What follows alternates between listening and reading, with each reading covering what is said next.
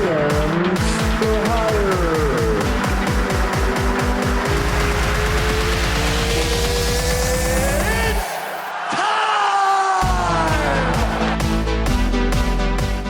Welcome back to GMs for Hire. I am Matthew Perry, and I am joined by baseball YouTuber, man with 16,000 subscribers in only 8 months, Jolly Olive. How you doing? I'm doing good, man. Thank you for having me. I'm catching up on all the podcast stuff. So you were next up in line, and I'm happy to be here.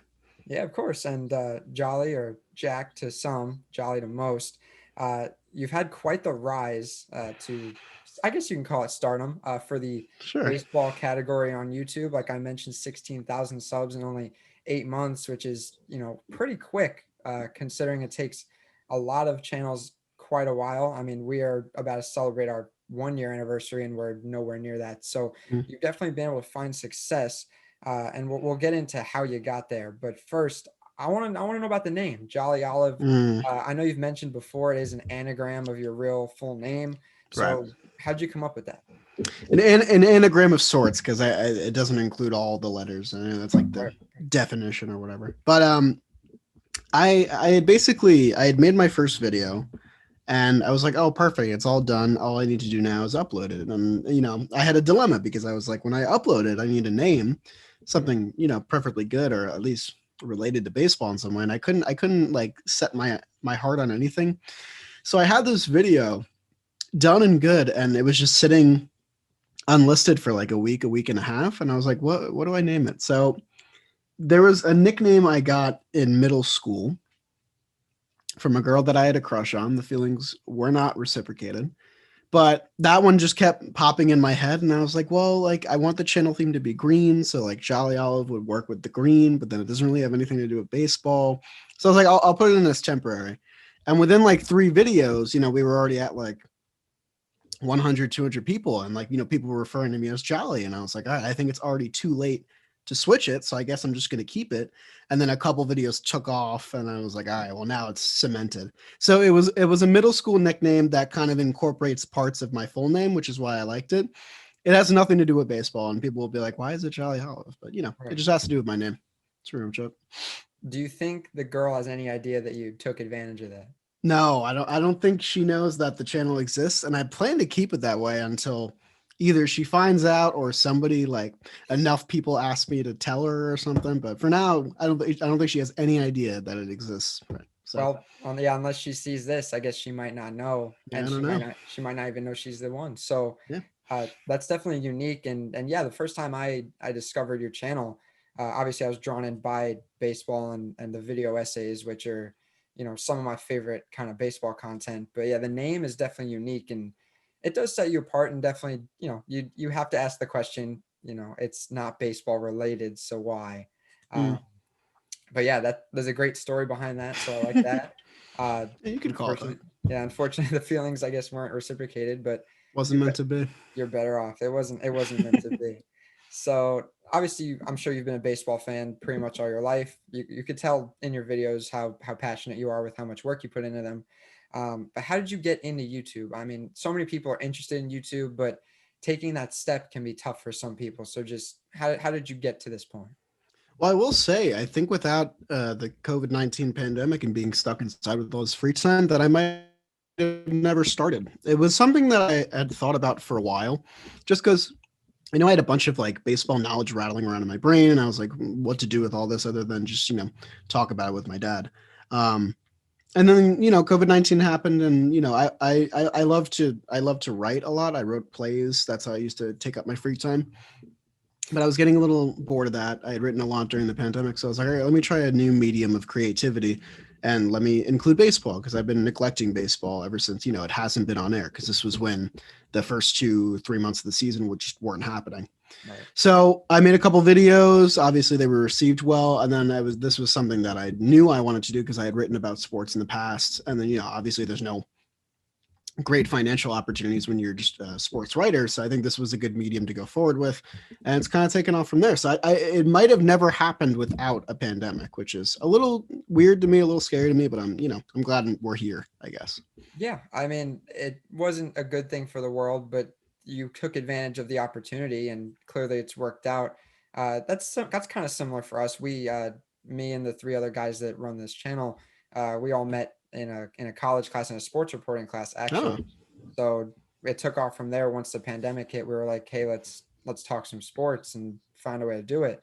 So we did it like that. It's gotten to this point. Are you in college, or how old are you? I'm in my last semester of college. I'm about to finish up. So that's why I'm really excited for this summer, because I won't Okay. have classes sort of restraining my time. It can just be dedicated to creating content.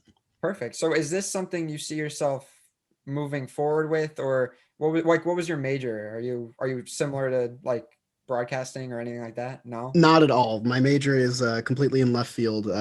I did not know what I wanted to do in college. I originally thought I wanted to be an English teacher, so I majored in English with a double minor. And since then, the plan has changed. But obviously, this has presented a new opportunity. So I'm going to go forward with this and see how far I can take it. Because obviously, working in sports would be an absolute dream. I'm sure you share that dream as well. So it would be. I think it would be foolish of me to not follow it through to the fullest extent. Speaking of foolish, who's your favorite baseball Nice. YouTuber? Well Because done. Well there are done. there are plenty of great ones these days. You being one of them for many people, but I English appreciate it. baseball obviously. I don't want to say paved the way, but he definitely. I think you can say that though. I think he made that form of statistical baseball content a little bit more accessible and sort of paved a pathway for other YouTubers that are interested in baseball stats to create their own niche. So I definitely think without Foolish Baseball, you don't get Jolly Olive for sure. Another guy who started this year, pretty much, I think it was a week after I started, was Baseball Doesn't Exist. He's doing a great job. He took off. He's at like 80,000 or something now. Then, of course, the Star Craving Sports guys are awesome. They really lent me a hand when I was first getting started. So I think those three channels, and then you got your John Boy, you got all those other guys. So there's plenty of good options on baseball YouTube, which is really exciting because I don't know if you saw today, but baseball ratings are higher than they have been in like the past 10 years. So it's a very exciting time for the sport, and especially in the content creation realm. So there's tons of good choices. Yeah, it's great because marketing through Major League Baseball has been kind of tough, like within the past probably decade at least. Marketing players and everything has been a big problem. We even saw today Nick Castellanos's suspension appeal got denied. Yeah, which is shocking to say the Yeah, least. because all he was doing was getting hyped up and seemingly having fun. So Yep. I think it goes straight to the commissioner with that problem. I think Rob Manfred is not the right choice. Yeah, I don't want to say that he's the worst we ever had, because there's certainly been some bad guys running baseball, but there's a lot that has to go on with understanding the modern viewership of baseball and what people enjoy, and it's not as surface level as people like bat flips and brawls and stuff like that. It's a lot deeper than that, and I think that's some of the people and the higher ups of MLB haven't fully grasped that yet. Yeah, but even the fact that they find, I guess some brawls to an extent can be suspendable. But what happened in that Reds game with Castellanos was not a brawl by any It means. was love of the game. Yeah, And if you look at the video, he walks away from the scrum. He's not involved in the fight in any capacity. yeah. He didn't. I don't think he wanted any part of like a fight. He was just hyped up, and He got hit. He came around. He scored. I'd be hyped too, man. Come on. yeah. I mean, you see guys like Fernando Tatis Jr. I have to talk about the Grand Slam last year, and he wound up apologizing because Bannister, the Rangers manager, wound up getting upset with him. Yep, because of the unwritten rules of baseball that apparently are still enacted. I don't mind some unwritten rules, but those like what you expect him not to swing at a good pitch, like a good pitch to hit. I mean, come on, like. I mean, if you're gonna throw a 3-0 meatball down the middle, you got to expect something bad to happen. I mean, we've all been there, so I don't know. And you're throwing it to one of the most confident players in the league, and Fernando Tatis Jr. So he's gonna take a hack at it, and he sent it a long way. So I mean, I don't know. I find that kind of stuff ridiculous, but marketing has been a problem in Major League Baseball, and I think content creators, especially on YouTube, whether it's through MLB The Show or through the video essays or anything like that, the breakdowns that John Boy does, great ways for new fans to learn the game and kind of indulge in it. I think that's right. Absolutely fantastic, and YouTube can be a great help. Blackouts obviously are not a big help. Yeah, I think blackouts are the biggest thing. And I don't want to continuously rag on MLB because they are doing a lot of things right. A lot of this is growing pains of learning what the new generation of fans are into and stuff like that, and how to market what players they're into most and following jersey sales and stuff like that. MLB is also doing a great job with Game of the Week. They have one game a week where a bunch of the YouTube creators come on. They sort of run the chat and do like fun facts stuff. I'm involved in that, and they've been really good to us. So they do things right, but I feel like they get a lot of the easy things and a lot of the things that would make a lot of fans appreciate the sport wrong. So I don't know. It's a give and take kind of thing. Yeah, they're not like completely messing things up, but there are things that they could improve on. And Right. I think I agree that blackouts are most important. I think just getting the games on TV is step one to getting people interested in watching it. If they can't watch it, then it's going to be impossible. Because like you said, Major League Baseball just had the most viewed week in what'd you say, the past decade? I think it was the past decade or 5 years, and that's with all these blackout restrictions. Yeah, exactly. So imagine, I'm in Tampa. Imagine I can watch the Rays game, Sure. on a different. I can't watch the Yankee Rays game when I'm in Tampa, and it's Exactly. it's tough. It's bizarre. It really is. Very bizarre. But let's talk about the editing process a little bit, because I know it differs for everybody, and everybody goes about it differently with videos. I'm sure the way I do it is way different than how you do it. But from idea to posting the video on YouTube, how long on average does it take for you? That's a good question. So I think the first part of what you said is very important. This is different for everybody. So if you are somebody listening to this and you want to get into content creation, definitely, think about using what I'm about to say as a template, but, go about it in your own way, find your own niche, that kind of thing. The most important thing for me is scripting out exactly every beat of the video. I don't love fluffing videos just to get to whatever 10-minute mark, 12-minute mark, whatever. I think each minute of the video needs a point. So I think that my first step is I usually browse Savant, or I'll browse Fangraphs, or I'll find a story, and I'll find one thing that interests me, and then I try and basically do like a tree stem thing. Like, okay, what this one interesting thing, what does it mean? And what does this also lead to? So that's how you sort of compile notes. And sometimes you'll find an interesting stat and you'll find a couple more, and then you'll hit a dead end and you have like 3-4 minutes of content. Sometimes you have to abandon those ideas. It's tough. It's like abandoning one of your babies because you want every idea you have to become a video, but that's just part of the process. And for me, the most fun I have with videos is making player profiles and figuring out, what pitchers went through what and what situations do they thrive in, what do they change about their game, because I'm really fascinated with pitchers as a whole. So it's scripting. That's the elongated way of saying it, but scripting, number one, is the most important thing to me. I go from scripting to graphics. Graphics are very important to me, I think more so than having game footage, because graphics really allow you to be, one, as creative as you want, and two, as stylized as you want, because you want people to identify a graphic or a thumbnail with your channel. You want that to be like sort of your identity. Right. In addition to your logo, your name, and stuff like that.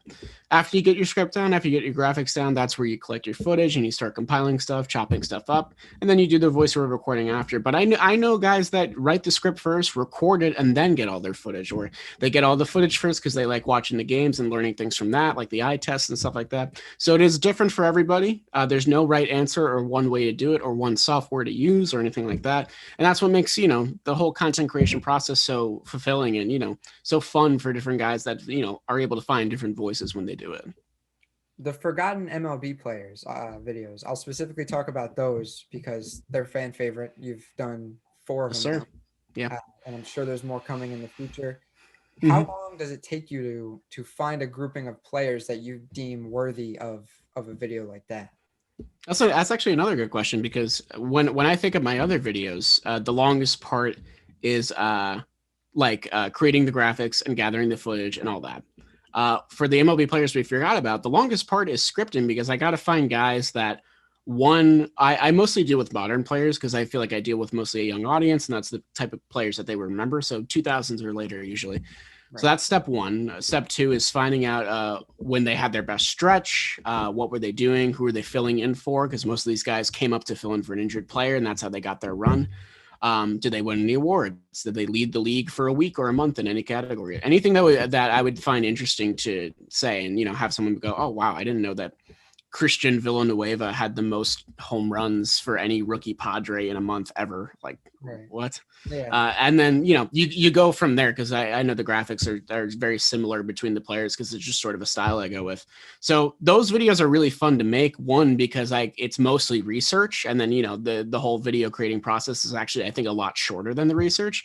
And two, I love conferring with the comments and, seeing what players would be good for our next installment, or who remembered what. And, the most recent one, a lot of people remembered everyone, because there was a lot of like really good closers for really bad teams, like Joel Hanrahan for the Pirates back in the 2010s, or John Axford before the Brewers were really a playoff powerhouse, anything like that. So those videos are a lot of fun, and it's mostly research, which is why I enjoy making them so much. Have you ever been maybe scrolling Baseball Reference for one video and found a player and you think, hey, maybe I could take advantage of finding this, and you made a video like that out of that? Yeah, I actually have, because I had thought about making a Craig Kimbrell video, because he recently has been performing a lot better. This was back before the new season started. This was at the tail end that he was performing better of last year. And when I was going through, Cubs bullpens or whatever, I found Brandon Morrow. And I was like, oh, I totally had forgot that Brandon Morrow was a starter for so long. And I was going through, just like wasting time going through his BR too. And I found his 17 strikeout game where he came one out of a no hitter, I believe, or a perfect game, one of those. And I was like, this dude looks so dominant this day. He only threw like 102 pitches or something. This would be a fun video to make. And that's how I made one of the forgotten videos about him. So that type of thing happens all the time. And if you find something to run with, and you were focusing on something else, just, go where the path leads. Like, you can't always schedule everything and, keep everything to a strict guideline. Sometimes the video ideas just kind of grab you, which is fun. Yeah. I mean, I love falling down the rabbit hole of Baseball Reference. You can find a lot of, if you're into statistics or even any kind of sports history, I mean, all the sports reference pages are so great for learning, and honestly, they're fun for me. I'm sure they might be fun for you, but definitely a big source of time wasting for me, but also integral to my process. Yeah, so if you're trying to procrastinate on a school project, you just go to Baseball Reference and lose yourself for. Yeah, man, it's over once I get on there. It could be a bad habit, but let's talk current baseball. We'll start with the Mets, because I know you're a very big Mets fan. You grew up as a Mets fan? I did. I grew up in a Mets house, but I didn't start fully watching like pretty much every game of a Mets season until 2009, which was the beginning of a 6-year stretch of them being like a 75 win team every season. So that was fun. So, well, you saw the bad, and now you're starting to see some of the good. They're currently 7-4. They're atop the division. It's very early, but what are your thoughts on the Mets so far? Like you said, it's very early in the season, and I'm a big proponent of tempering expectations, especially when you're a Mets fan, because we've had so many false promise seasons before. But the way I look at it is that, the two main Mets plagues that have always been around ever since I started being a fan was bullpen woes and not getting the job done with runners in scoring position. And those things are still happening in this short 11-game window that we've had, but we're still getting the job done and winning games. DeGrom and Stroman look absolutely awesome, and the rotation has the best ERA in MLB without Cookie Carrasco and without Noah Syndergaard, so that's definitely encouraging. Yeah. You got guys in the minors that I feel like would be better fits in the bullpen than some of the guys we have up right now, so those can be options that are explored later. We're also waiting on a couple injured guys from the bullpen, like Drew Smith. And, it's just a matter of when the lineup finally clicks with runners in scoring position, we actually start putting up big offensive numbers, because I think we lead the league in batting average with the bases empty, and we're like 28th in the league with batting average and runners in scoring position. Wow. So once, you can get the other side to sort of converge, hopefully, fingers crossed, that's when I think the offense is really going to explode and take off. What is it? Because as any non-Mets fan, this is still something that we notice. What is it with the Mets not providing offense for DeGrom? Like, it's bizarre. It's really, I mean, I feel so bad for him. One, you got to feel terrible for DeGrom. You can do LOL Mets and stuff like that, and that's, earned for sure. But at the end of the day, these are pitcher wins. And while our generation maybe doesn't value pitcher wins as much as the older generation. Those things count in Hall of Fame balloting, whether we like it or not, because we're not the ones voting. Writers are on the ballot and stuff like that. So that's definitely always been a concerning thing for me. And you can attribute it to, well, if DeGrom's pitching, that means the other team's ace is probably pitching, right? So they're facing good competition. That's not always the case. And the Mets have had this consistent problem pretty much ever since DeGrom took off in 2018. So it's definitely disheartening. Luckily, he got a win against the Rockies, which was nice and well earned. And I just hope that he can keep it up, because the fact that this guy's winning like 10 games this season is just beyond me. Yeah, wins are becoming less and less of an important stat as analytics grow more mainstream. So you got to take that with a grain of salt, because obviously DeGrom's pitching like an ace, like a Cy Young. And I mean, it's but it is really bizarre considering the Mets lineup doesn't differ typically from a DeGrom start to a Stroman start or anything. Right. But just the offense doesn't seem to show up. It's the same. It's got to be some kind of like voodoo curse or something. I don't know. I don't know. DeGrom must have done something when he was a kid that, cursed him in the long run. I have no idea. I think maybe when he cut his hair, he's like, he Maybe. gets no run support for the rest of his career. I guess we'd have to dive into run support with the long hair and without. Maybe. That's honestly not a bad idea. That isn't a bad idea. You can. Yeah, it's really not. That's something you could. Because I'm sure like early before he cut his hair, which was like 2015, 2016, he was like a 14-game winner one of those years. I know he got injured in like 17, I think, but he used to win games no problem. So I don't know what the whole thing is now. Yeah, obviously the lineups changed, but that actually might be something pretty interesting to look into. Yeah, maybe. I don't know. Hate that idea. I might have to write that down or something. So we talked about this before. I mean, I'm wearing the Yankees shirt. And I grew up in a Yankee family. Of course. We could talk Yanks for a little bit. Just because it's not a great time in Yankee town. No, it's rough and it hurts. But I'll get your thoughts. I'm sure they're similar to mine, just because there's only one thought to really have right now with this Yankees team. But yeah, I'll get your thoughts first. So I like, a lot of Mets fans are like, oh, Yankees fans have never experienced this kind of losing team before. We have, ha ha ha. And one, like, yes, there have been some bad Mets teams that I've had to root for. But the one thing that Mets fans know is that the Mets are always pretty good in April. Like, we always kind of get the job done in April. Summer is where we sort of tank. So I've never been a part of like a 5-10 start and, only losing to division rivals. Like, it's tough. So like, I sympathize with Yankees fans, especially because a lot of the pieces that they're banking on are healthy. They're just not performing. But to temper sort of the Yankees fans that are ready to jump off a cliff and like, sell parts of the team or whatever, you got to remember a couple things. One, the bullpen is not full right now. It's not complete. So, you still have some pieces on the way there. Zach Britton being the key one. Yeah. Two, Corey Kluber for his entire career has always been a slow start guy. Always has a pretty bad April, pretty rough May, then turns the switch on in like the summer months. If you go back and you look at his Cleveland splits, that's always been the case, and he sort of rides that out to the end of the season. Even in his Cy Young season, he started April with like a 4 ERA. So keep that in mind as well. The biggest thing that the Yankees should be worried about is the lineup, because the lineup is just not producing the way that it's meant to produce. And, depth is a little thin because a lot of money is tied up. But as far as I'm concerned, they'll be okay because the big guys, Judge Stanton, are healthy. Voit will get back soon. So you have those guys in the lineup. It's just, can you keep them consistently healthy, and can you operate the days off well enough to keep them healthy to the point where they can find their groove and then everything goes back to normal? And also, one last thing, you have the Orioles coming up, you have the Tigers coming up, you have Cleveland coming up. The only big series that the Yankees have is the one they have right up next is with Atlanta. Then after that, they kind of get 10 games to, prove that they're still the Yankees and, come back. But after those 10 games, if they're still looking like this, that's when you ring the panic bell, pretty much. Yeah, great points. I'm not worried personally. I know this is our worst start since I want to say like somewhere in the 1980s. I think it was 2005 was the last time the Yankees had a start this bad. Really? Yeah. So, and I know we didn't do anything in 2005. Yeah.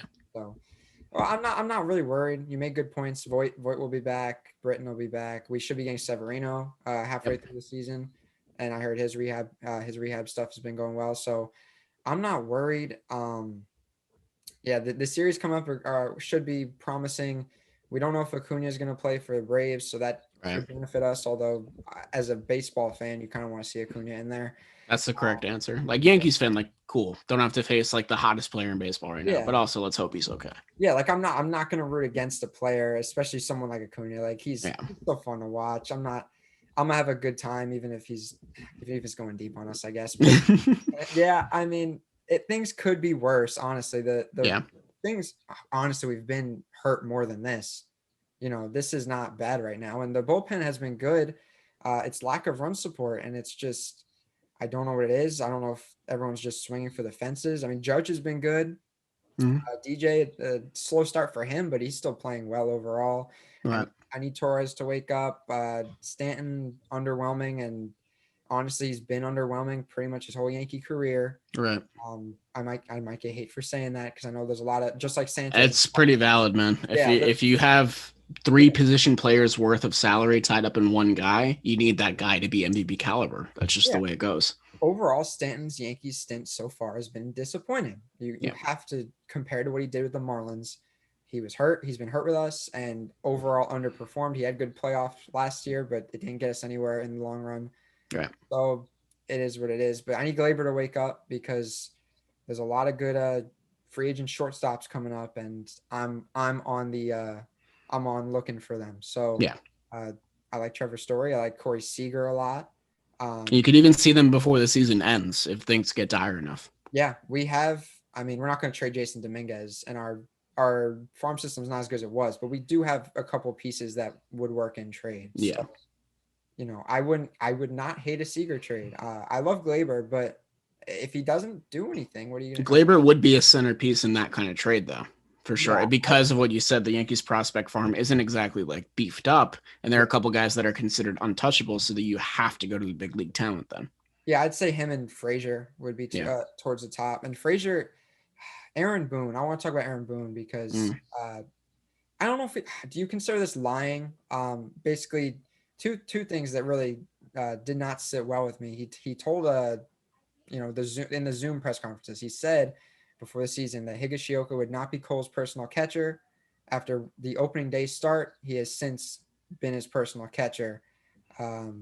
If that's a lie or just a change of strategy, I don't know. I don't mind Higashioka, but just the fact that he's not truthful.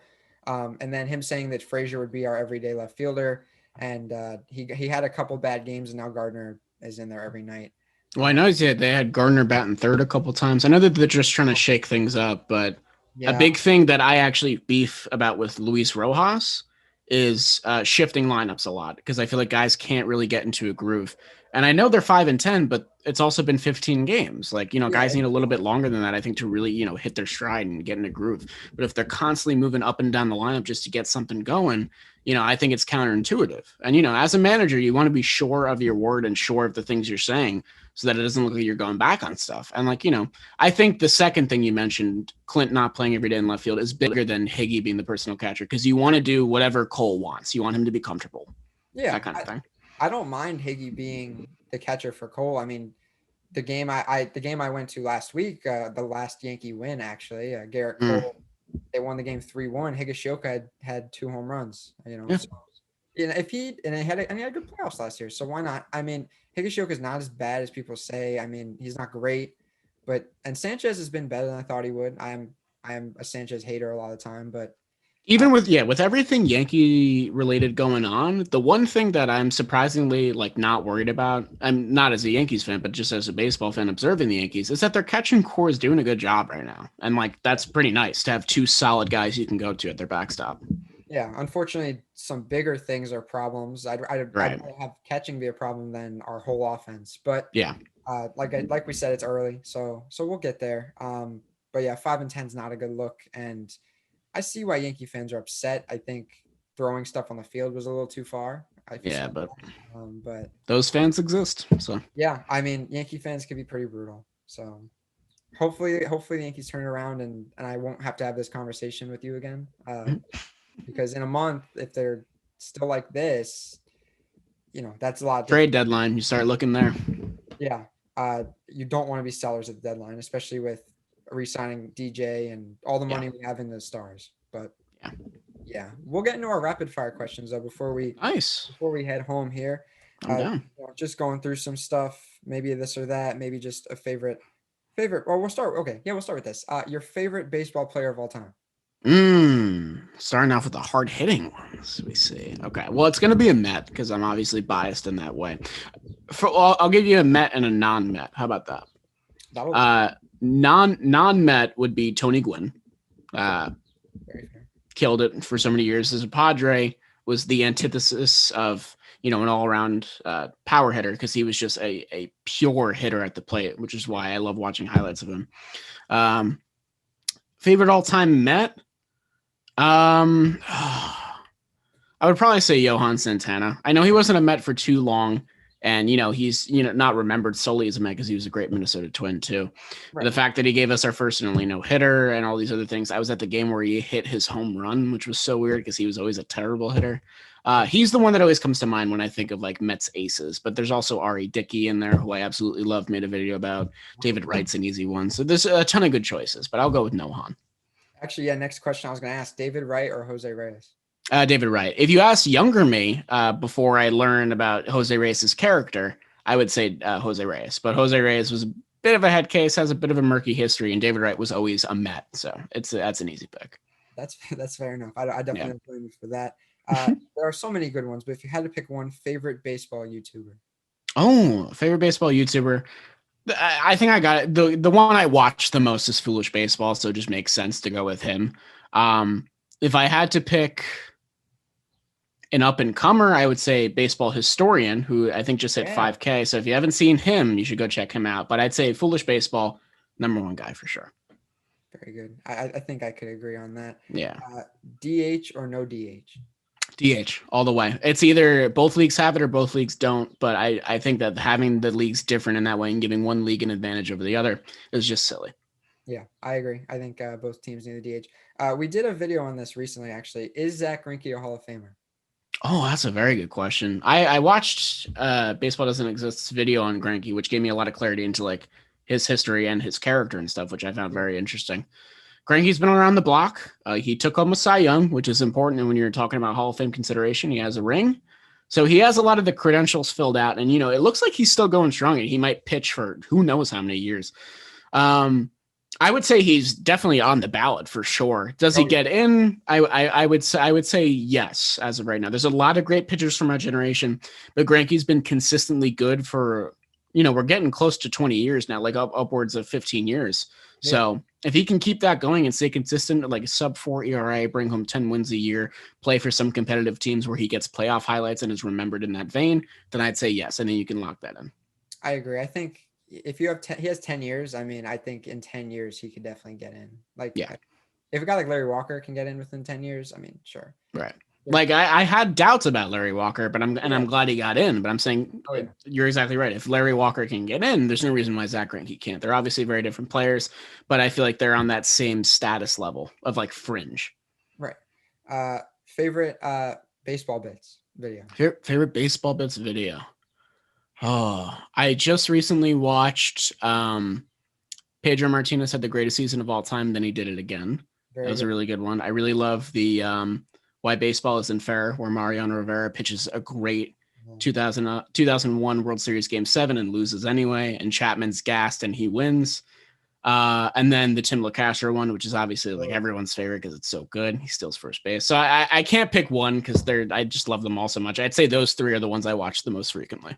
Fair enough. I like the Nolan Arenado one. It's a really good one. That's a recent one too. That's a good one. Yeah, he kind of goes on a little rant, which we don't see from Bailey very often. Yeah, because I mean, the Rockies front office gives you reason to be upset, so why not go off? For sure, yeah. Not even as a Rockies fan, I got. No, I just feel bad for Rockies fans. They're so supportive of their team. They're always going to games, and they just get absolute garbage products.